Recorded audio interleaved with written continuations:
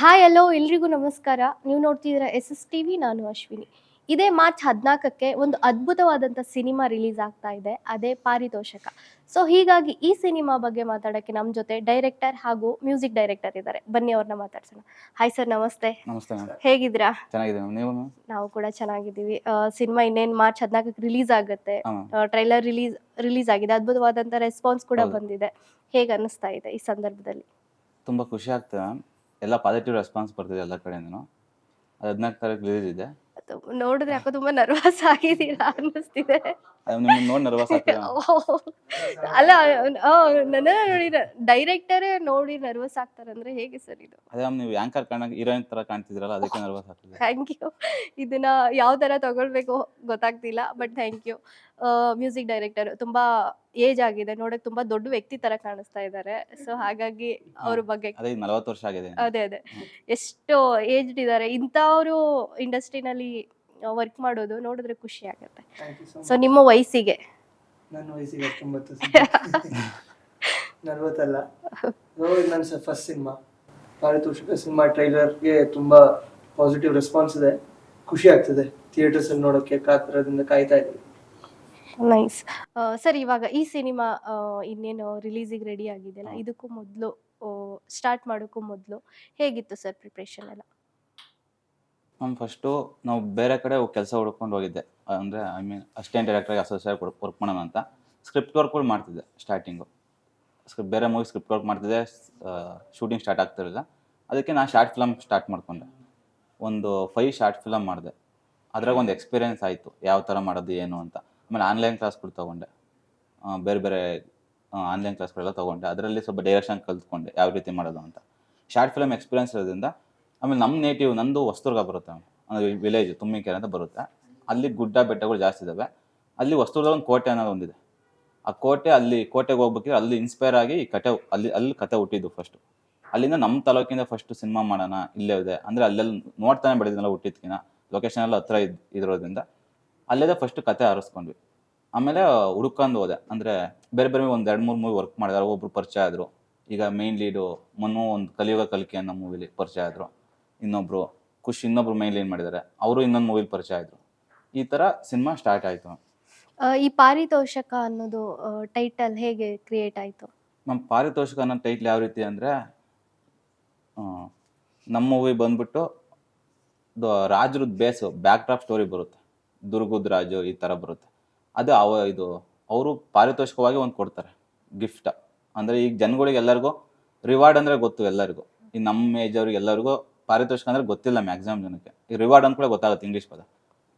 ಅದು ರಿವಾರ್ಡ್ ಕೊಟ್ಟಿರ್ತಾರೆ ಅವ್ರಿಗೆ. ಅದ್ರ ಬೇಸ್ ಮೇಲೆ ಸಿನಿಮಾ ನಿಂತಿರುತ್ತೆ ಪೂರ್ತಿ. ಅದೇನು ರಿವಾರ್ಡು ಅನ್ನೋದೇ ಅದ್ರ ಸುತ್ತ ಇರೋ ಕತೆ ಇದು. Okay, nice. ಮ್ಯೂಸಿಕ್ ಡೈರೆಕ್ಟರ್, ಇದಕ್ಕಿಂತ ಮೊದಲು ಏನಾದರೂ ಆಲ್ಬಮ್ ಸಾಂಗ್ ಆಗಲಿ ಶಾರ್ಟ್ ಫಿಲಮ್ಸಿಗಾಗಲಿ ಮ್ಯೂಸಿಕ್ ಮಾಡಿದ್ರಾ ಹೇಗೆ? ಆಲ್ಬಮ್ ಸಾಂಗ್ ಮಾಡಿದ್ದೆ, ಶಾರ್ಟ್ ಫಿಲ್ಮ್ ಮಾಡಿದ್ದೆ. ಆ ಆಲ್ಬಮ್ ಸಾಂಗ್ ಇಂದನೇ ಪ್ರದೀಪ್ ಪರಿಚಯ ಆಗಿದ್ದು ನನಗೆ. ಆಕ್ಚುಲಿ ಕಾದಿರುವೆ ಅಂತ ಒಂದು ಆಲ್ಬಮ್ ಸಾಂಗು. ಈ ಸಾಂಗ್ ನಮ್ಮ ಪಾರಿತೋಷಕಕ್ಕೆ ಒಬ್ರು ಲಿರಿಕ್ ರೈಟರ್ ಆಕಾಶ್ ಕೃಷ್ಣ ಅಂತ. ಸೊ ಅವ್ರದೇ ಒಂದು ಆಲ್ಬಮ್ ಸಾಂಗ್ ನಾವು ವರ್ಕ್ ಮಾಡಿದ್ವಿ. ಆ ಟೈಮಲ್ಲಿ ಪ್ರದೀಪ್ ಅವ್ರ ಸಿನಿಮಾ ಸ್ಟಾರ್ಟ್ ಮಾಡಬೇಕು ಅಂತ ಅನ್ಕೊಂಡಿದೀವಿ ಅಂತ ಇದ್ರು. ನಾವಾಗ ಸಾಂಗ್ ರೆಡಿ ಆಗಿತ್ತು. ಈಗಲೂ ಇನ್ನೂ ರಿಲೀಸ್ ಆಗಿಲ್ಲ, ಅದು ನೆಕ್ಸ್ಟ್ ಫ್ಯೂ ಮಂತ್ಸ್ ರಿಲೀಸ್ ಆಗುತ್ತೆ. ಸೊ ಅದಕ್ಕಿಂತ ಮುಂಚೆ ನಾವು ಆಲ್ಬಮ್ ಸಾಂಗ್ ಮಾಡಿದ್ರಿಂದ ಆ ಒಂದು ಕನೆಕ್ಷನ್ ಏನಾಯ್ತು, ಅದು ಬಿಲ್ಡ್ ಆಯ್ತು. ಈಗ ಪ್ರದೀಪ್ ಫಿಲ್ಮ್ ಮಾಡ್ಬೇಕು ಅನ್ಕೊಂಡಿದ್ರೆ ನೀವೇ ಮ್ಯೂಸಿಕ್ ಮಾಡಿ ಅದಕ್ಕೂ ಅಂತ ಅಂದಾಗ ಸರಿ ಓಕೆ ಅಂತ ಅಂದು ಶುರು ಮಾಡಿದ್ದೆ ನನ್ನ ಫಸ್ಟ್ ಸಿನಿಮಾ. ಇವಾಗ ದೊಡ್ಡ ಸಿನಿಮಾ ಅಂತಂದಾಗ ಆಕ್ಚುಲಿ ಜವಾಬ್ದಾರಿ ಜಾಸ್ತಿ ಇರುತ್ತೆ, ಯಾಕಂದ್ರೆ ಶಾರ್ಟ್ ಫಿಲಮ್ ಆಲ್ಬಮ್ ಸಾಂಗ್ ಮಾಡಿಬಿಡ್ಬೋದು. ಯಾಕಂದ್ರೆ ಆಲ್ಮೋಸ್ಟ್ ಇವಾಗ ನಾವು ಕತೆ ಏನು ಹೇಳ್ತೀವಿ ಅದನ್ನ ಮ್ಯೂಸಿಕ್ ಇಲ್ಲದೆ ಕೇಳೋಕ್ಕಾಗಲ್ಲ ಅಲ್ವಾ? ಬ್ಯಾಕ್ಗ್ರೌಂಡ್ ಮ್ಯೂಸಿಕ್ ಆಗಿರ್ಬೋದು, ಸಾಂಗ್ಸ್ ಆಗಿರ್ಬೋದು. ಸೊ ಹಾಗಿರುವಾಗ ಇದು ತುಂಬಾ ದೊಡ್ಡ ಜವಾಬ್ದಾರಿ ಅಂತಾನೆ ಹೇಳ್ಬೋದು. ಇದನ್ನ ನೀವು ಹೇಗೆ ನಿಭಾಯಿಸಿದ್ರಿ ಅಂತ? I have to thank Pradeep for that, because ಆ ಒಂದು ದೊಡ್ಡ ಜವಾಬ್ದಾರಿ ನನ್ನ ಕೈಲಿ ಯಾಕೆಂದ್ರೆ ಸಿನಿಮಾದಲ್ಲಿ ಎಲ್ಲದಕ್ಕಿಂತ ಮುಂಚೆ ನಮ್ಗೆ ಟ್ಯಾಲೆಂಟ್ ಇದೆಯೋ ಇಲ್ವೋ ಅನ್ನೋದಕ್ಕಿಂತ ಮುಂಚೆ ನಂಬಿಕೆ ಅನ್ನೋದು ಬರುತ್ತೆ. ಸೊ ಪ್ರದೀಪ್ ನನ್ನ ನಂಬಿ ಕೊಟ್ಟಿರೋದಕ್ಕೆ ನಾನು ಪ್ರದೀಪ್ಗೆ ಥ್ಯಾಂಕ್ಸ್ ಹೇಳ್ತೀನಿ. ಅದಾದ್ಮೇಲೆ ನನ್ನ ಇನ್ಪುಟ್ಸ್ ಬಂದು ನಮ್ಮ ಟೀಚರ್ಸು, ಆ ಕಡೆಯಿಂದ ಫ್ರೆಂಡ್ಸು, ಈ ಸಿನಿಮಾ ಲಿಂಕ್ ಅದರಿಂದ ತಗೊಂಡು ನಮಗೆ ಅಲ್ಲೊಂದು ಟೀಮ್ ವರ್ಕ್ ಆಗುತ್ತೆ. ಆ ಟೀಮ್ ವರ್ಕ್ ಇಂದ ಪ್ರದೀಪ್ ಅವ್ರು ಇರ್ತಾರೆ, ನಮ್ಮ ಎಡಿಟರ್ ಇರ್ತಾರೆ, ಆಮೇಲೆ ಪ್ರೋಗ್ರಾಮರ್ಸ್ ಇರ್ತಾರೆ, ಮ್ಯೂಸಿಕ್ ಇಂಜಿನಿಯರ್ಸ್ ಇರ್ತಾರೆ, ಅರೇಂಜರ್ಸ್ ಇರ್ತಾರೆ. ಸೊ ಇವರ ಒಂದು ಇನ್ಪುಟ್ಸ್ ತಗೊಂಡು ವರ್ಕ್ ಮಾಡಿ ಅದ್ರ ಮೇಲೆ ಸಾಂಗ್ ಆಗಿರ್ಬೋದು, ಬ್ಯಾಕ್ಗ್ರೌಂಡ್ ಸ್ಕೋರ್ ಆಗಿರ್ಬೋದು ಮಾಡಿದ್ದೀವಿ. ಸರ್ ಇವಾಗ ನೀವೇ ಹೇಳಿದ್ರಿ ಇದೊಂಥರ ರಾಜರ ಕತೆ ಈ ತರದಂತ ಹೌದು. ಹೇಳಿದ್ರೆ ಇದೇನು ರಿಯಲ್ ಸ್ಟೋರಿನಾ ಅಥವಾ ಹುಟ್ಕೊಂಡಿರೋದಾ? ಮ್ಯಾಮ್ ಇದು ಉಟ್ಕೊಂಡಿರೋದು ಮ್ಯಾಮ್.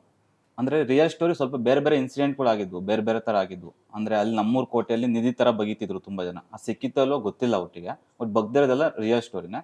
ಅದರಿಂದ ಇನ್ಸ್ಪೈರ್ ಆಗಿ ನಾವು ಬೇರೆ ಥರ ನನ್ನ ಇನ್ಸ್ಪಿರೇಷನ್ ತೊಗೊಂಡು ಮಾಡಿರೋದು.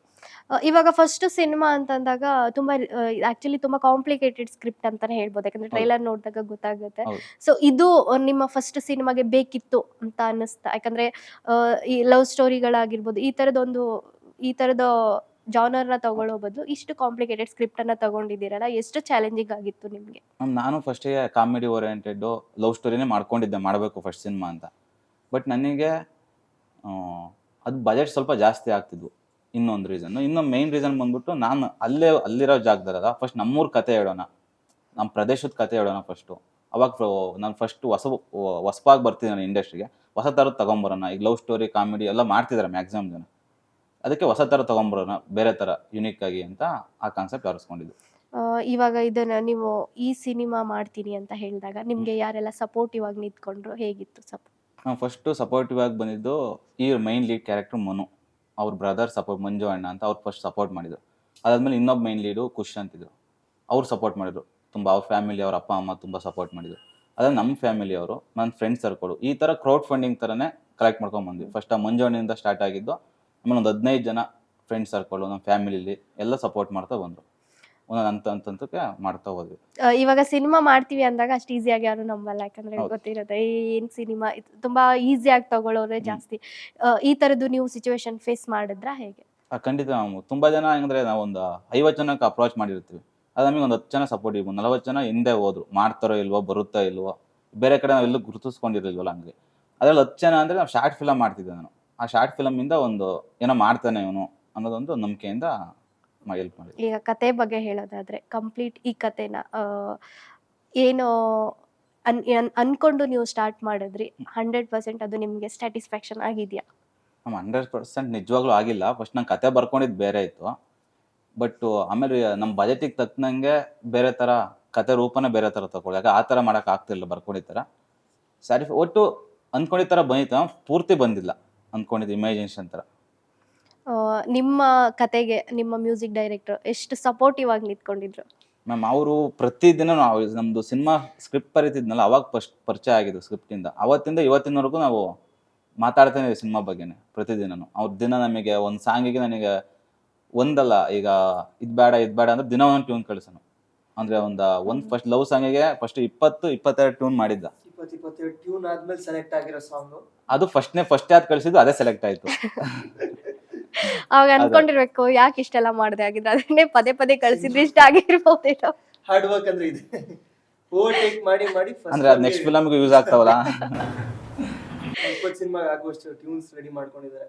ಓಕೆ, ನೋಡಿ ಆಗ್ಲೇ ಮುಂಜಾಗ್ರತೆ, ತುಂಬಾ ಬೇಗ ಅವ್ರು ವರ್ಕ್ ಕಳಿಸ್ತಾನೆ ಇದ್ರು. ಆಗ್ಬೇಕಲ್ಲ. BGM ಅಷ್ಟೇ, ಒಂದೊಂದು ಸೀನ್ಗೂ ಕಳಿಸ್ತಿದ್ರು, ಇದು ಓಕೆನಾ, ಇದನ್ನ ಬಿಟ್ಟು ಬೇರೆ ಏನು ಮಾಡೋಣ. ಪ್ರತಿದಿನ ನಾನು ಸಾಕು ಇರೋ ನೋಡೋಣ, ಆಮೇಲೆ ಕುತ್ಕೊಳ್ಳೋಣ ಅಂದ್ರೆ ಅವ್ನು ಬಿಡ್ತಿರ್ಲಿಲ್ಲ. ಪ್ರತಿದಿನ ಕಳಿಸ್ತಿದ್ದ ಒಂದೊಂದು ಸೀನ್ಗೆ. ಸ್ಟೋರಿ ಕೇಳ್ತಿದ್ನ, ಈ ಸೀನಿಗೆ ಸೂಟ್ ಆಗುತ್ತಾ ಅಂತ ಎಲ್ಲ ಕಳಿಸ್ತಿದ್ದ. ಸ್ಟೋರಿ ಕೇಳಿರ್ತೀವಿ, ನಮ್ಗೆ ಓಕೆ ಇದಾಗತ್ತೆ ಅಂತ ಅನ್ಸುತ್ತೆ, ಅಂದ್ರೆ ಡೈರೆಕ್ಟರ್ ಒಪಿನಿಯನ್ ನ ಕೇಳಬೇಕು. ಸೊ ಈಗಲೂ ಸಿನಿಮಾ ಮುಗ್ದಿದೆ, ಆದ್ರೂ ಸಾಂಗ್ಗಳು ನಡೀತಿದೆ ಸಿನಿಮಾಗೋಸ್ಕರ. ಹೇಗೆ ಈ ಸಿನಿಮಾ ಈ ತರ ಮ್ಯೂಸಿಕ್ ಮಾಡಿ ಅಂದಾಗ ರೆಫರೆನ್ಸ್ ಏನಾದ್ರು ನೋಡಿದ್ರಾ, ತಗೊಂಡಿದ್ರಾ, ಹೇಗೆ? ಆಬ್ವಿಯಸ್ಲಿ ರೆಫರೆನ್ಸ್ ಅಂತ ಬಂದೇ ಬರುತ್ತೆ. ಯಾಕೆಂದ್ರೆ ನಮ್ಗೆ ಈಗ ಡೈರೆಕ್ಟರ್ ಸೀನ್ ಎಕ್ಸ್ಪ್ಲೈನ್ ಮಾಡ್ಬೇಕಾದ್ರೆ ಖಾಲಿಯಾಗಂತೂ ಇಡಲ್ಲ, ನನ್ಗೆ ಈ ಸಾಂಗ್ ತರ ಬೇಕು ಅಂತ ಅಂದಿರ್ತಾರೆ. ಕೆಲವು ಇನ್ಪುಟ್ಸ್ ಇರುತ್ತೆ. ಆಮೇಲೆ ನಾವು ಸೀನ್ ನ ಯಾವ ತರ, ನೀವು ಆ ಮಾಂಟೇಜಸ್ ಯಾವ ತರ ಬರುತ್ತೆ, ಸ್ಕ್ರೀನ್ ಪ್ಲೇ ಯಾವ ತರ ಬರುತ್ತೆ ಅಂತ ಕೇಳ್ಕೊಂಡಿರ್ತೀವಿ. ನಮ್ಗ ಒಂದು ಶೂಟ್, ಅದೊಂದು ಪ್ಲೇಸ್ ಆಗ್ಲಿ, ಯಾವ ತರ ಇಂಡೋರ್ ಶೂಟ್, ಔಟ್ಡೋರ್ ಶೂಟ್ ಅದೆಲ್ಲ ತಿಳ್ಕೊಂಡು, ಸೊ ಇದಕ್ಕೆ ಯಾವ ತರ ನಾವು ನಮ್ಮ ಲಿರಿಕ್ ರೈಟರ್ ಜೊತೆ ಡಿಸ್ಕಸ್ ಮಾಡಿ ಯಾವ ತರ ಲಿರಿಕ್ಸ್ ಇರಬೇಕು, ಇನ್ಸ್ಟ್ರುಮೆಂಟೇಷನ್ಸ್ ಯಾವ ತರ ಇರಬೇಕು ಅಂತ ನಮ್ಮ ಮ್ಯೂಸಿಕ್ ಟೀಮ್ ಜೊತೆ ಡಿಸ್ಕಸ್ ಮಾಡಿ ನಾವು ತಗೊಂಡು. ಸಿನಿಮಾದ ಕ್ಯಾಸ್ಟಿಂಗ್ ಬಗ್ಗೆ ಹೇಳೋದಾದ್ರೆ ಎಲ್ಲ ಕಂಪ್ಲೀಟ್ ಹೊಸಬ್ರನ್ನೇ ತಗೊಂಡಿದ್ದೀರಾ ಅಥವಾ? ಆಮೇಲೆ ಕಂಪ್ಲೀಟ್ ಹೊಸಬ್ರೇ ಇದ್ದಾರೆ. ಅಂದರೆ ನಮ್ದು ಹಳ್ಳಿಲಿ ಫಾರೆಸ್ಟಲ್ಲಿ ಶೂಟ್ ಇತ್ತು, ಹಂಗಾಗಿ ಮೇಯ್ನ್ ಆರ್ಟಿಸ್ಟ್ ಅಲ್ಲಿ ಕರ್ಕೊಂಡೋದು ಕಷ್ಟ ಇತ್ತು ನಮಗೆ. ಒಂದು ಬಜೆಟಿಂದು ಪ್ರಾಬ್ಲಮ್ ಇತ್ತು, ಮತ್ತು ಅಲ್ಲಿ ಅವ್ರನ್ನ ಮೇಂಟೈನ್ ಮಾಡೋದು ನಮಗೆ ಸ್ವಲ್ಪ ರಿಸ್ಕ್ ಇತ್ತು. ಹಂಗೆ ನಾವೇ ಮಾಡಿ ಪೂರ್ತಿ ಹೊಸಬ್ರನ್ನೇ ತೊಗೊಂಡು, ಯಾಕಂದ್ರೆ 70% ಫಾರೆಸ್ಟಲ್ಲೇ ಶೂಟ್ ಬರುತ್ತೆ ಇದು. ಅದರಲ್ಲೂ ನೈಟ್ ಶೂಟೇ ಬರುತ್ತೆ ಮ್ಯಾಕ್ಸಿಮಮ್. ಈಗ ನಮ್ಮ 75% ನೈಟ್ ಶೂಟೇ ಇದೆ, 25% ಮಾತ್ರ ಡೇ ಶೂಟ್ ಬರುತ್ತೆ ಸಿನಿಮಾದಲ್ಲಿ. ಹಂಗಾಗಿ ನಾವು ಅಲ್ಲಿರೋ ಸೆಲೆಕ್ಟ್ ಮಾಡ್ಕೊಂಡ್ಬಿಟ್ಟು ಮಾಡಿದ್ದು ಸರ್. ಅಂದ್ರೆ ನೀವೇ ಯಾರನ್ನಾದ್ರೂ ಅಪ್ರೋಚ್ ಮಾಡಿ ಈ ತರ ಬಜೆಟ್ ಜಾಸ್ತಿ ಆಗ್ತಿದೆ ಅಂತ ನೀವು ಕ್ಯಾನ್ಸಲ್ ಮಾಡಿದ್ರ ಅಥವಾ ಮೊದಲೇ ನೀವೇ ಇಲ್ಲ, ಫಿಕ್ಸ್ ಮೊದಲೇ ಫಿಕ್ಸ್ ಆಗ್ಬಿಟ್ವಿ. ಈಗ ಬಜೆಟ್ ಅವ್ರು ಕಮ್ಮಿ ತಗೊಂಡ್ರು ನಾವು ಅಲ್ಲಿ ಮೇಂಟೈನ್ ಮಾಡ್ಬೇಕಲ್ಲ, ಅದು ರಿಸ್ಕ್ ಆಗುತ್ತೆ ನಮಗೆ. ಮಾತ್ರ ಎಲ್ಲ ನಮ್ದಿರೋ ಕ್ಯಾರೆಕ್ಟರ್ ಎಲ್ಲ ಲೀಡ್ ಕ್ಯಾರೆಕ್ಟರ್ ಇದು. 1 ಡೇ 2 ಡೇ ಮುಗಿಯೋ ತರ ಶೂಟ್ ಇರಲಿಲ್ಲ. ಪ್ರತಿ ಕ್ಯಾರೆಕ್ಟರ್ ಲೀಡ್ ಕ್ಯಾರೆಕ್ಟರ್ ಇದು ಕಥೆನೇ ಹೀರೋ ಆಗಿರುತ್ತೆ. ಇನ್ನೆಲ್ಲ ಕ್ಯಾರೆಕ್ಟರ್ನು ಎಲ್ಲ ಲೀಡ್ ಕ್ಯಾರೆಕ್ಟರ್ ಇರ್ತವೆ ಮ್ಯಾಕ್ಸಿಮಮ್ ಸಿನಿಮಾ. ಈ ಕಂಪ್ಲೀಟ್ ಟೀಮ್ ಹೇಗೆ ಸಪೋರ್ಟಿವ್ ಆಗಿತ್ತು ನಿಮ್ಗೆ? ಯಾಕಂದ್ರೆ ಕಂಪ್ಲೀಟ್ 90% ಸಿನಿಮಾ ನೈಟ್ ಶೂಟು ಮತ್ತೆ ಕಾಡಲ್ಲಿ ಮಾಡಿರೋದ್ರಿಂದ ತುಂಬಾ ಚಾಲೆಂಜಿಂಗ್ ಇರುತ್ತೆ. ಅಷ್ಟೇ ಸಪೋರ್ಟಿವ್ ಹೌದು, ಆಗಿರ್ಬೇಕಾಗುತ್ತೆ. ಅವ್ರಿಗೆ ತುಂಬಾ ರಿಸ್ಕ್, ಪ್ರತಿಯೊಬ್ಬರಿಗೂ ರಿಸ್ಕ್ ಆಗ್ತಿತ್ತು. ಯಾಕಂದ್ರೆ ನೈಟ್ ಶೂಟ್ ಇರೋದ್ರಿಂದ ಡೇ ಮಲ್ಗಕ್ ಆಗ್ತಿರ್ಲಿಲ್ಲ. ಯಾಕಂದ್ರೆ ಎಲ್ಲರಿಗೂ ಅಭ್ಯಾಸ ಇರಲ್ಲ ಡೇ ಮಲ್ಗೋದು. ನಮಗೂ ಅಭ್ಯಾಸ ಇರಲಿಲ್ಲ ಡೇ. ಮತ್ತೆ ಪ್ರಿಪರೇಷನ್ ಆಗ್ಬೇಕಿತ್ತು, ಪಂಚ್ಗಳು ಬೇಕಿತ್ತು, ಎಲ್ಲ ರೆಡಿ ಮಾಡ್ಕೊಂಡು ಅವತ್ತು ಡೇ ಫುಲ್ ರೆಡಿ ಮಾಡ್ಕೊಂಡು ನೈಟ್ ಶೂಟ್ಗೆ ಹೋಗ್ಬೇಕು. 1 2 ಅವರ್ 3 ಅವರ್ ಮಾತ್ರ ಮಲ್ಗಕ್ಕೆ ಟೈಮ್ ಸಿಕ್ತಿತ್ತು. ಅದು ತುಂಬಾ ಕಷ್ಟಪಟ್ಟಿದ್ದಾರೆ. ಮತ್ತೆ ಭಯ ಜಾಸ್ತಿ ಇತ್ತು ಫಾರೆಸ್ಟ್ ಅಲ್ಲಿ ನಮ್ಮ ಸೈಡ್ ಕರಡಿ ಕಾಟ ಇವೆಲ್ಲ ಜಾಸ್ತಿ ಇರ್ತವೆ, ಸ್ವಲ್ಪ ಗುಡ್ಡ ಬೆಟ್ಟದಲ್ಲಿ, ಅದು ಭಯ ಜಾಸ್ತಿ ಇತ್ತು. ಇವಾಗ ಹೆಂಗೆ ನಿಮ್ ಟೀಮ್ ಎಲ್ಲ ನಿಮ್ಮ ಫ್ರೆಂಡ್ ಸರ್ಕಲ್ ಅಥವಾ ಹೇಗೆ? ಸ್ವಲ್ಪ ಇವ್ರ friend circle actors technicians allrounder ಎಲ್ಲ. ಈಗ ನಾನು ಡೈರೆಕ್ಟ್ ಅಂದ್ರೆ ಅಲ್ಲಿ ಬೇರೆ ಕೆಲಸ ನಾನು ಮಾಡ್ತಿದ್ದೆ. ಈಗ ಬೇರೆ ಹೀರೋ ಅಂದ್ರೂ ಎಲ್ಲ ಕೆಲಸ, ಆರ್ಟ್ ಡಿಪಾರ್ಟ್ಮೆಂಟ್ ಇಂದ ಹಿಡಿದು ಡೈರೆಕ್ಷನ್ ಡಿಪಾರ್ಟ್ಮೆಂಟ್ ಇಂದ ಪ್ರತಿಯೊಂದು ಎಲ್ಲ A to Z. ಈ ಡಿಪಾರ್ಟ್ಮೆಂಟ್ ಅಂತ ಫಿಕ್ಸ್ ಆಗಿರಲಿಲ್ಲ, ನಾವು ಎಲ್ಲ ಪೂರ್ತಿಯಾಗಿ ಮಾಡಿದ್ವಿ. ಈ ಸಿನಿಮಾದಿಂದ ನೀವು ಫ್ರೆಂಡ್ ಆದ್ರಲ್ಲ, ಈಗ ನೆಕ್ಸ್ಟ್ ಸಿನಿಮಾ ಎಲ್ಲ ಫ್ರೆಂಡ್ಸೇ ಅಂತ ಹೇಳ್ಕೋಬಹುದು. ಹೌದು, ನೆಕ್ಸ್ಟ್ ಸಿನಿಮಾ ಪಕ್ಕಾ ಬಿಡಿ. ಟೆಕ್ನಿಷಿಯನ್ಸ್ ಅವರೇ, ಆರ್ಟಿಸ್ಟ್ ಅವರೇ, ಆ ತರ. ಇವಾಗ ಒಂದು ಸಿನಿಮಾ ಅಂತ ಬಂದಾಗ ಇವಾಗ ಕಂಪ್ಲೀಟ್ ಫ್ಯಾಮಿಲಿ ಕುತ್ಕೊಂಡು ನೋಡ್ಬೇಕಂದ್ರೆ ಒಂದು ಕಂಪ್ಲೀಟ್ ಫ್ಯಾಮಿಲಿ ಓರಿಯೆಂಟೆಡ್ ಸಿನಿಮಾ ಆಗ್ಬೇಕಾಗುತ್ತೆ. ಅದ್ರಲ್ಲಿ ಕಾಮಿಡಿ ಆಗಿರ್ಬೋದು, ಲವ್ ಆಗಿರ್ಬೋದು, ಸೆಂಟಿಮೆಂಟ್, ಈ ತರದ್ದೆಲ್ಲ ಒಂದಿದ್ದಾಗ್ಲೇನೆ ಫ್ಯಾಮಿಲಿ ಅಂತ ಕುತ್ಕೊಂಡು ನೋಡಕ್ಕಾಗೋದು. ನಿಮ್ಮ ಸಿನಿಮಾದಲ್ಲಿ ಯಾವ ತರದ್ದು ಕಂಪ್ಲೀಟ್ ಫ್ಯಾಮಿಲಿ ಕುತ್ಕೊಂಡು ನೋಡ್ಬಹುದು? ಕಂಪ್ಲೀಟ್ ಫ್ಯಾಮಿಲಿ ನೋಡ್ಬೋದು ಸಿನಿಮಾ. ಈಗ ನಮ್ಮರಲ್ಲಿ ಕಾಮಿಡಿ ಬರುತ್ತೆ ಸಿನಿಮಾದಲ್ಲಿ, ಹ್ಯೂಮರಸ್ ಕಾಮಿಡಿ ಜಾಸ್ತಿ ಇರುತ್ತೆ, ಮತ್ತೆ ಲವ್ ಇರುತ್ತೆ, ಸೆಂಟಿಮೆಂಟ್ ಇರುತ್ತೆ, ಆಕ್ಷನ್ ಇದೆ, ಸಸ್ಪೆನ್ಸ್ ಇರುತ್ತೆ, ಏನಾಗುತ್ತೆ ಅಂತ ಇಂಟ್ರೆಸ್ಟ್. ಚಿಕ್ಕ ಮಕ್ಳಿಗೂ ಅರ್ಥ ಆಗುತ್ತೆ, ಎಲ್ಲರಿಗೂ ಅರ್ಥ ಆಗುತ್ತೆ. ಎಂಡಿಂಗ್ ಒಳಗೆ ಸಿನಿಮಾ ಮುಗಿದ್ರೆ ಅವ್ರಿಗೆ ಏನೇನು ಡೌಟ್ಸ್ ಇದೆ ಎಲ್ಲ ಕ್ಲಿಯರ್ ಆಗ್ತಾನೆ ಹೋಗುತ್ತೆ. ಏನಾಗುತ್ತೆ ಅಂತಾನೆ ಹೋಗ್ತಿರುತ್ತೆ, ಸ್ಟಾರ್ಟಿಂಗ್ ಇಂದ ಅಪ್ ಟು ಕ್ಲೈಮ್ಯಾಕ್ಸ್ ವರೆಗೂ. ಎಷ್ಟು ಸಾಂಗ್ಗಳಿದೆ? 2 ಸಾಂಗ್ ಇದೆ. 2 ಸಾಂಗ್ ನೀವು ನಿಮ್ಮ ಫೇವರೇಟ್ ಯಾವ್ದಾಗಿದ್ರೆ? ಅದು ಸಿನಿಮಾ ಸಾಂಗ್ ಒಂದು ಸಾಂಗ್ ಸಾಕು ಅನ್ಕೊಂಡು ಆಮೇಲೆ ಇಲ್ಲ ಈ ಟೈಟಲ್ ಟ್ರ್ಯಾಕ್ ಇದ್ರೆ ಚೆನ್ನಾಗಿರುತ್ತೆ, ಟೈಟಲ್ಗೆ ಚೆನ್ನಾಗಿರುತ್ತೆ ಟ್ರ್ಯಾಕ್ ಅಂತಂದು ಟೈಟಲ್ ಟ್ರ್ಯಾಕ್ ಮಾಡಿದ್ದು. ಡೈರೆಕ್ಟರ್ ಆಕ್ಟ್ ಮಾಡಿದಾರ? ಆಕ್ಟ್ ಮಾಡಿ, ನಾನು ಕ್ಯಾರೆಕ್ಟರ್ ಮಾಡಿದ್ದೇನೆ. ನಾನು ಕನ್ಫ್ಯೂಸ್ ಮಾಡ್ಕೊಂಡಿದ್ದೀನಿ ಆಗಿದ್ರೆ. ಅಲ್ವಾ?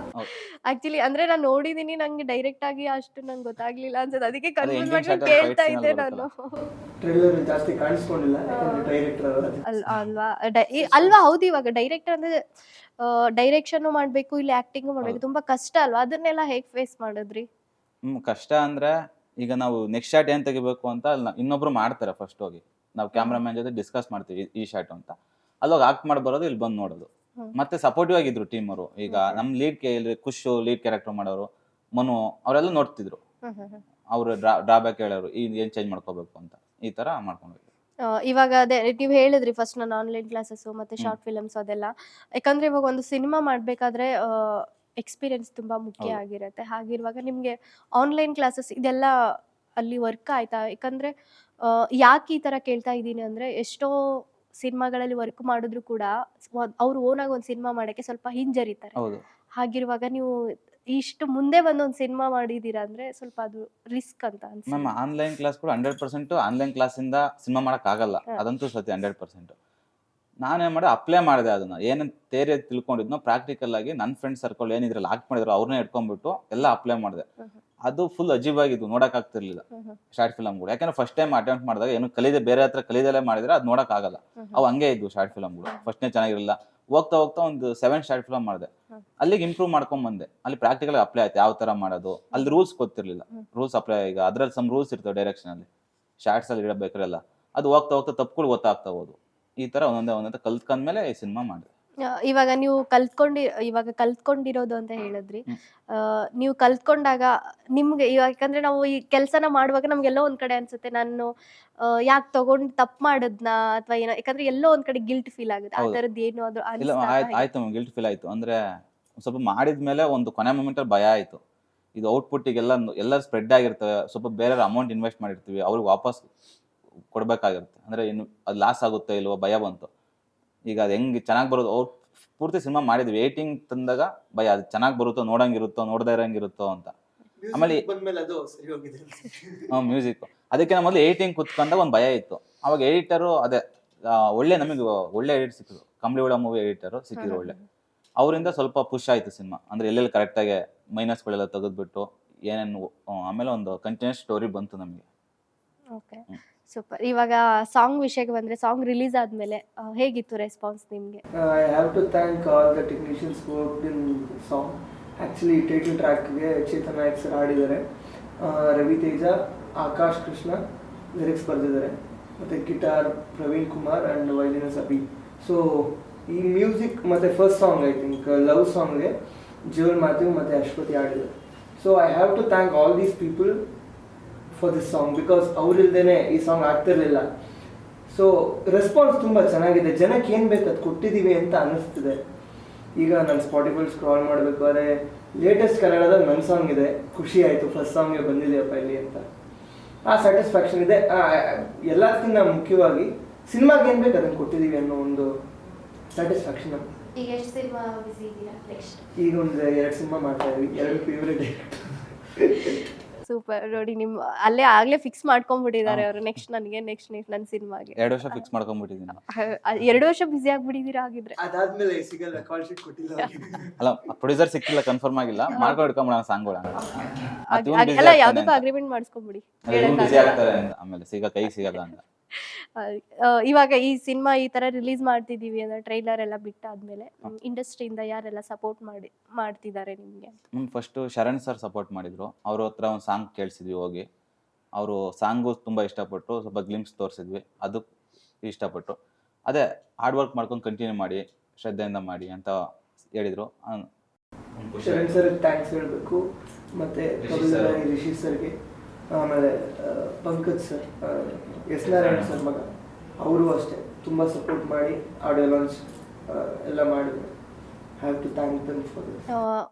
ಯಾವ ಥರದ ಪ್ರಮೋಷನ್ಸ್ ಇನ್ನು ನೆಕ್ಸ್ಟ್ ಪ್ಲಾನ್ ಮಾಡಿದ್ದೀರಾ, ಹೇಗೆ ಮ್ಯಾಮ್? ನೆಕ್ಸ್ಟು ಇಲ್ಲಿ ನಮ್ಮ ಕಡೆ ಜಾಸ್ತಿ ಮಾಡ್ತಿದ್ದೀವಿ ಮ್ಯಾಮ್ ಪ್ರಮೋಷನ್. ಆಟೋ ಸ್ಟಿಕ್ಕರಿಂದ ಬೆಂಗಳೂರು ಆಟೋ ಸ್ಟಿಕ್ಕರು, ಆ ಕಡೆ ಬಂದ್ಬಿಟ್ಟು ದುರ್ಗ, ಶಿವಮೊಗ್ಗ, ದಾವಣಗೆರೆ, ಚಿಕ್ಕಮಗಳೂರು ಆ ಸೈಡೆಲ್ಲ ವೆಹಿಕಲ್ ಪ್ರಮೋಷನ್. ಅಂದರೆ ನಾವು ಈಗ ಮುಂಚೆ ಬ್ಯಾಕ್ ಡ್ರಾಪ್, ಈಗ 20 ಇಯರ್ ಮುಂಚೆ ಪ್ರಮೋಷನ್ ಮಾಡ್ತಿದ್ರಲ್ಲ, ಆನ್ಲೈನ್ ಬಿಟ್ಟು ಆಫ್ಲೈನ್ ಪ್ರಮೋಷನ್ ಜಾಸ್ತಿ ಮಾಡ್ತಿದ್ರು ಅವಾಗ. ಆ ಥರ ಪ್ರಮೋಷನ್ ಅಪ್ಲೈ ಮಾಡ್ತಿದ್ವಿ ನಮ್ಮ ಒಟ್ಟಿಗೆ. ಹಳ್ಳಿ ಮೇಲೂ ವೆಹಿಕಲ್ ಎಲ್ಲ ಅನೌನ್ಸ್ ಮಾಡ್ಕೊಂಡು ಹೋಗ್ತಿರುತ್ತಾ, ಈ ಥರ ಹಳ್ಳಿಗೂ ಸ್ಟಿಕ್ಕರ್ ಹಾಕೋದು, ಇದು ಮಾಡ್ತೀವಿ ಜಾಸ್ತಿ ಆಫ್ಲೈನ್ ಪ್ರಮೋಷನ್.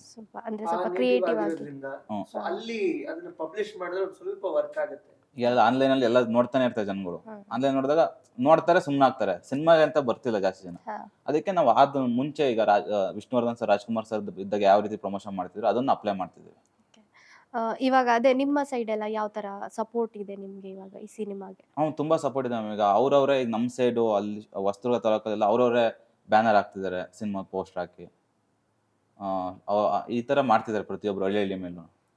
ಇವಾಗ ಫೈನಲಿ ವಾರದಲ್ಲಿ ಎಷ್ಟೊಂದು ಸಿನಿಮಾಗಳು ರಿಲೀಸ್ ಆಗುತ್ತೆ, ಅಷ್ಟು ಸಿನಿಮಾಗಳ ಮಧ್ಯೆ ಬಂದು ನಿಮ್ಮ ಸಿನಿಮಾನೇ ಜನ ನೋಡಬೇಕು ಅಂದ್ರೆ ಒಂದು ಸ್ಟ್ರಾಂಗ್ ಪಾಯಿಂಟ್ ಏನಿರ್ಬೋದು? ನಮ್ಮ ಸ್ಟ್ರಾಂಗ್ ಪಾಯಿಂಟ್ ಬಂದ್ಬಿಟ್ಟು ಇದು ಒಂದು ಈಗ ಒಂದು ಹಳ್ಳಿ ಕತೆ ಎಕ್ಸ್ಪೆಕ್ಟ್ ಮಾಡ್ತಾ ಇರ್ತಾರೆ ನಮ್ಮ ಜನ. ಈ ಯೂನಿವರ್ಸಲ್ ಕತೆ, ಲವ್ ಸ್ಟೋರಿ ಆಗಲಿ, ಕಾಮಿಡಿ ಆಗಲಿ, ಇದು ನೋಡ್ತಾನೆ ಇರ್ತಾರೆ. ಏನಾದ್ರು ಗೊತ್ತಿಲ್ದಿರೋ ಕತೆ, ಹೊಸ್ತಾನು ಇಷ್ಟು ದಿನ ನೋಡಿರಬಾರ್ದು ಅಂತ ಕತೆ ಬೇಕು ಅಂತ ಎಕ್ಸ್ಪೆಕ್ಟ್ ಮಾಡ್ತಿದ್ದಾರೆ ಸ್ವಲ್ಪ ಜನ. ಅಂತೇಳಿ ನಮ್ಮ ಕತೆ ಬಂದ್ಬಿಟ್ಟು ಒಂದು ಪ್ಯೂರ್ ಒಂದು ಪ್ರದೇಶದ ಮಾತ್ರ ಕತೆ, ಅಲ್ಲೇ ಅದನ್ನ ತೋರಿಸಿದ್ವಿ ಜನಗಳಿಗೆ. ಅದ್ರಲ್ಲಿ ನಿಮಗೆ ಕಾಮಿಡಿ ಬರುತ್ತೆ, ಸಸ್ಪೆನ್ಸ್ ಬರುತ್ತೆ, ಬೇರೆ ಥರ ಕತೆ ಎಕ್ಸ್ಪೀರಿಯನ್ಸ್ ಆಗುತ್ತೆ, ಒಂದು ಯುನಿಕ್ ಎಕ್ಸ್ಪೀರಿಯನ್ಸ್ ಆಗುತ್ತೆ, ಪ್ಯೂರ್ ಎಂಟರ್ಟೈನ್ಮೆಂಟ್. ಅದು ಮಧ್ಯದಲ್ಲಿ ಅಂದ್ರೆ ನನ್ಗನ್ಸಿದ್ದು ಮಧ್ಯದಲ್ಲಿ ಹಾರರ್ ಕೊಟ್ಟಿದ್ದೀರಾ ಅಥವಾ ಕಂಪ್ಲೀಟ್ ಹಾರರ್ ಸಿನಿಮಾನೇನಾ? ಇಲ್ಲ ಮ್ಯಾಮ್, ಆರ್ಆರ್ ಸಿನಿಮಾದಲ್ಲಿ ಆರ್ಆರ್ ಬರಲ್ಲ, ಬಟ್ ಆರ್ಆರ್ ಟಚ್ ಇದೆ, ಬಟ್ ಆರ್ಆರ್ ಸಿನಿಮಾ ಅಲ್ಲ. ಯಾಕಂದ್ರೆ ನಾವು ಸ್ವಲ್ಪ ಭಯ ಜಾಸ್ತಿ ನೋಡ್ಬೇಕಾದ್ರೆ ಅದಕ್ಕೆ ಭಯ ಏನಾಗಲ್ಲ, ಆರ್ಆರ್ ಫೀಲ್ ಆಗುತ್ತೆ. ನೈಸ್. ಫೈನಲಿ ಮಾರ್ಚ್ 14ಕ್ಕೆ ಸಿನಿಮಾ ರಿಲೀಸ್ ಮಾಡ್ತಾ ಇದ್ದೀರಾ, ಆಡಿಯನ್ಸ್ಗೆ ಏನ್ ಹೇಳ್ತೀರಾ? ನನ್ನ ಫೇವ್ರೇಟ್ ಸಿನಿಮಾ ಬಂದ್ಬಿಟ್ಟು ಅಪ್ಪು ಸಿನಿಮಾ, ನನ್ನ ಫೇವ್ರೇಟ್ ಸಿನಿಮಾ, ಆಲ್ ಫೇವ್ರೇಟ್. ನನ್ನ ಫೇವ್ರೇಟ್ ಹೀರೋ ಬಂದ್ಬಿಟ್ಟು Sudeep, but favourite cinema Appu cinema. ಇನ್ನೊಂದು ಖುಷಿ ಏನು ಅಂದ್ರೆ ಅಪ್ಪು ಸರ್ ಸಿನಿಮಾ ನನ್ನ ಫೇವ್ರೇಟ್ ಸಿನಿಮಾನೇ 14 ತಾರೀಕು ರಿಲೀಸ್ ಆಗ್ತಿದೆ, ಮಾರ್ಚ್ 14. ಅದೇರ್ ಸಿನಿಮಾ ರಿಲೀಸ್ ಆಗೋ ದಿನನೇ ನಮ್ಮ ಸಿನಿಮಾ ರಿಲೀಸ್ ಆಗ್ತಿರೋ ತುಂಬಾ ಖುಷಿ ಆಗ್ತಿದೆ. ಅಂದ್ರೆ ಇದೆಲ್ಲ ಕೋ ಇನ್ಸಿಡೆಂಟ್ ಆಗಿರೋದಾ ಅಥವಾ ಅವ್ರ ಸಿನಿಮಾ ರಿಲೀಸ್ ಕೋಇನ್ಸಿಡೆನ್ಸ್?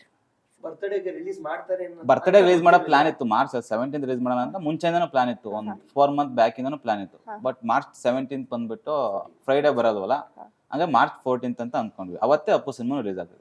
ಯಾಕೆ ನೀವು ಅಷ್ಟೊಂದು ಅಂದ್ರೆ ಇವಾಗ ಯಾಕಂದ್ರೆ ಕೇಳಿದ್ರೆ ತಪ್ಪಾಗುತ್ತೆ, ಅವ್ರು ಅಷ್ಟು ಎಲ್ರಿಗೂ ಇಷ್ಟ ಆಗಿ ಎಲ್ರಿಗೂ ಆಲ್ಮೋಸ್ಟ್ ಎಲ್ರಿಗೂ ಇಷ್ಟ. ಪರ್ಸನಲಿ ತುಂಬಾ ಕನೆಕ್ಟ್ ಆಗ್ತಾರೆ ಅನ್ನಕ್ಕೆ ಒಂದು ಸ್ಟ್ರಾಂಗ್ ಹೌದು. ಇರುತ್ತೆ ಅಲ್ವಾ ರೀಸನ್. ಸೊ ಅವ್ರನ್ನ ಅಷ್ಟು ಇಷ್ಟಪಡಕ್ಕೆ ಏನ್ ಕಾರಣ?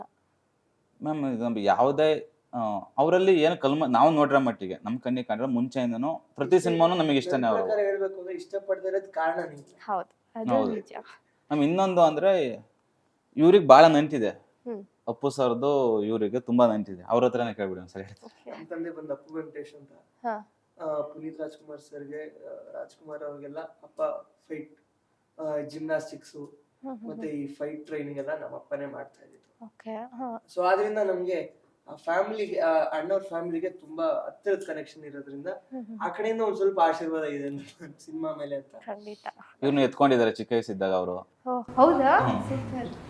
ನೀವೇ ಅದೃಷ್ಟ ಮಾಡಿದೀರಾ, ಅಷ್ಟು ಹತ್ರವಾಗಿ ನೋಡಿದೀರಾ ಅಂದ್ರೆ. ಹೇಳಿದ್ರಿಂದ ಅವರ ಒಂದು ಆಶೀರ್ವಾದ ಎಲ್ಲಿ ಮೇಲಿಂದ ಹಂಗೆ ಆಶೀರ್ವಾದ ಮಾಡ್ತಾರೆ ನಮ್ಮ ಸಿನಿಮಾಗೆ ಅನ್ನೋದು ನಮ್ಮ ಒಂದು ಅಭಿಪ್ರಾಯ. ಆದ್ರಿಂದ ಅದು ಕೋಇನ್ಸಿಡೆನ್ಸ್ ಏನೋ ಗೊತ್ತಿಲ್ಲ, 14ನೇ ತಾರೀಕು ರಿಲೀಸ್ ಆಗ್ಬೇಕು ಅನ್ನೋ ದೇವ್ರ ಇಚ್ಛೆ, ಆದ್ರಿಂದ ಆಗ್ತಾ ಇದೆ. ನೀವೇನೋ ಹೇಳ್ತಿದ್ರಿ, ಆಕ್ಚುಲಿ ಅವ್ರು ಡಿಸ್ಟ್ರಾಕ್ಟ್ ಮಾಡ್ಬಿಟ್ವಿ ನಾವು. ಮ್ಯಾಮ್ ಅವತ್ತು ರಿಲೀಸ್ ಆಗ್ತಿರೋ ತುಂಬಾ ಖುಷಿ ಇದೆ. ಹಂಗಾಗಿ ನಾವು ಹೋಗ್ತೀವಿ ಮ್ಯಾಮ್. ಫಸ್ಟ್ ಶೋ ಹೋಗೋದು, ಫಸ್ಟ್ ಶೋ ನಮ್ಮ ಸಿನಿಮಾಗೆ ಹೋಗ್ತೀವಿ. ಅವತ್ತಿನ ದಿನ ಹೋಗ್ತೀವಿ, ಫಸ್ಟ್ ಡೇನೇ ಹೋಗ್ತೀವಿ ಅಪ್ಪು ಸಿನಿಮಾ. ನಮ್ಮ ಸಿನಿಮಾ ಟೀಮ್ ಸಮೇತ ಹೋಗ್ತೀವಿ. ಅದೇ ಆಡಿಯನ್ಸ್ಗೆ ಏನ್ ಹೇಳ್ತೀರಾ? ಎಲ್ಲರೂ ಥಿಯೇಟ್ರಿಗೆ ಬಂದು ನೋಡಿ, ಹೊಸಬ್ರನ್ನ ನಿಮ್ಗೆ ಹೊಸ ಎಕ್ಸ್ಪೀರಿಯನ್ಸ್ ಸಿಗುತ್ತೆ ಈ ಸಿನಿಮಾದಲ್ಲಿ. ಒಂದು ಫ್ರೆಶ್ ಆಗಿ ಹೊಸ ಕತೆ ನೋಡ್ತೀರಾ, ಬೇರೆ ಥರ ಕತೆನ ನೋಡ್ತೀರಾ. ತಪ್ಪದೆ ಥಿಯೇಟ್ರಿಗೆ ಬಂದು ನೋಡಿ. ನೀವು ನೋಡಿದ್ರೆ ನಮಗೆ ಇನ್ನೂ ಇನ್ಸ್ಪಿರೇಷನ್ ಆಗುತ್ತೆ. ನೀವು ನಮ್ಮನ್ನು ನೋಡ್ಬಿಟ್ಟು ನಮ್ಮ ಹಳಬ್ರು ಮಾಡಬೇಕು ಬೇಗ, ಇಲ್ಲಾಂದ್ರೆ ಹೊಸಬ್ರಾಗೆ ಉಳ್ಕೊಂಡ್ಬಿಡ್ತೀವಿ. ಖಂಡಿತ. ನೀವೇನ್ ಹೇಳ್ತೀರಾ? ಸಿನಿಮಾ ಹಂಗಿದೆ ಹಿಂಗಿದೆ ಅನ್ನೋರ್ ಮಾತಿಗೆ ದಯವಿಟ್ಟು ಕಿವಿ ಕೊಡಬೇಡಿ. ನೀವ್ ಹೇಳಿ, ನಮ್ಗೆ ಸಿನಿಮಾ ಚೆನ್ನಾಗಿದೆ ಇಲ್ಲ ಅಂತ ನೀವೇ ಹೇಳಿದ್ರೆ ಅದನ್ನ ನಾವು ಖಂಡಿತವಾಗ್ಲೂ ತಗೊಳ್ತೀವಿ.